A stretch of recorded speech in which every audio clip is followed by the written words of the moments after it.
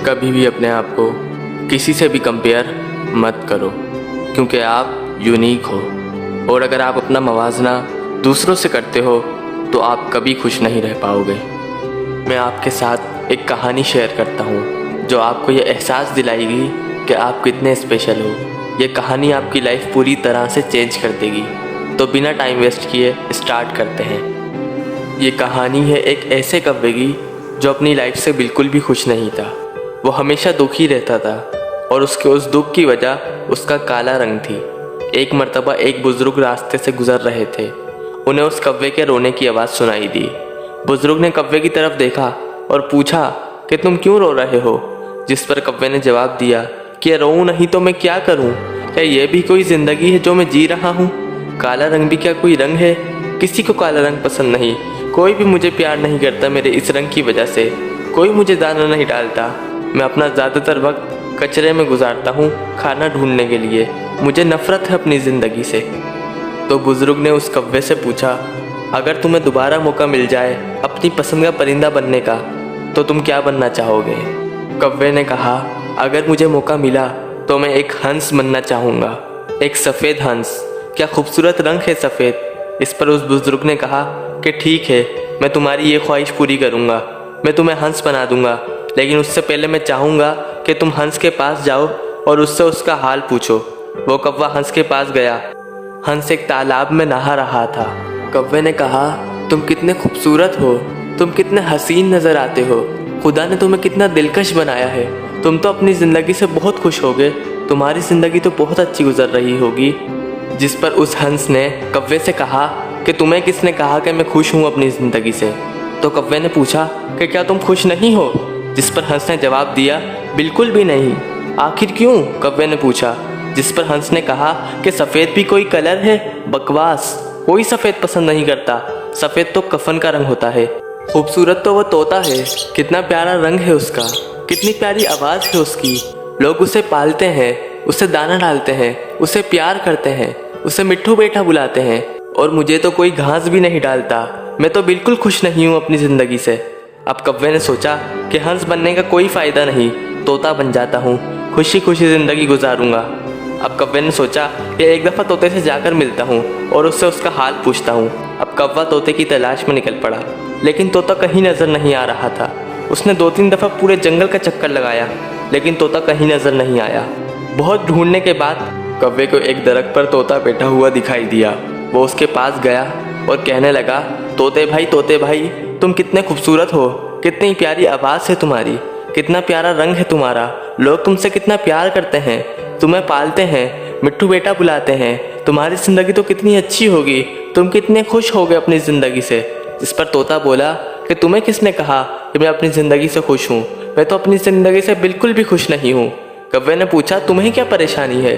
जिस पर तोते ने कहा, मुझसे ज़्यादा ख़राब ज़िंदगी भी किसी की होगी क्या? तुम अपने आप को ही देखो, आज़ाद फिरते हो, जहाँ चाहो उड़कर चले जाते हो, कोई तुम्हें कैद नहीं करता। पर मुझे लोग कैद कर लेते हैं, मेरे पर काट देते हैं, पिंजरे में कैद करते हैं। मैं अपनी मर्ज़ी से उड़ भी नहीं सकता।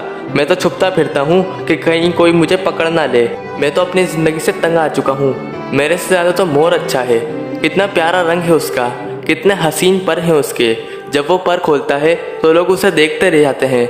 लोग उसकी तस्वीरें खींचते हैं, लोग उसे दाना डालते हैं। जब वो नाचने लगता है तो लोग उसके दीवाने हो जाते हैं। लोग कितना प्यार करते हैं उससे। अब कौवे ने सोचा कि तोता भी अपनी ज़िंदगी से परेशान है, तोता बनने का भी कोई फ़ायदा नहीं, मोर बन जाता हूँ। अब कौवा मोर का हाल पूछने उससे मिलने गया और मोर से जाकर कहा कि तुम कितनी हसीन ज़िंदगी जी रहे हो, काश मैं भी तुम्हारी तरह होता। तुम्हारे पर कितने हसीन हैं। तुम जब भी अपने पर खोलते हो लोग तुम्हारी तस्वीरें लेना शुरू कर देते हैं। लोग तुम्हें पसंद करते हैं। तुम नाचते हुए कितने हसीन लगते हो। तुम यकीनन अपनी ज़िंदगी से बहुत खुश होगे। तुम्हारी ज़िंदगी तो बहुत अच्छी जा रही होगी। जिस पर मोर ने बोला, तुम्हें किसने कह दिया कि मैं अपनी ज़िंदगी से खुश हूँ? मैं तो अपनी ज़िंदगी से बिल्कुल भी खुश नहीं हूँ। कौवे ने पूछा, तुम्हें क्या परेशानी हो सकती है? सब कुछ तो है तुम्हारे पास। मोर ने कहा, गौर से सुनो, तुम्हें एक आवाज़ आ रही है? कौवे ने कहा, हाँ आ रही है। ये किसकी आवाज़ है? मोर ने कहा, शिकारी की। ये मेरा शिकार करने आया है। शिकार करने के बाद ये मेरे एक एक पर को मेरे जिस्म से निकाल लेगा और फिर उन्हें बाजार में बेचेगा। लोग उन्हें खरीदेंगे और फिर उन परों से अपने घर को सजाएंगे। ये है एक मोर की ज़िंदगी। तुम क्यों मोर बनना चाहते हो?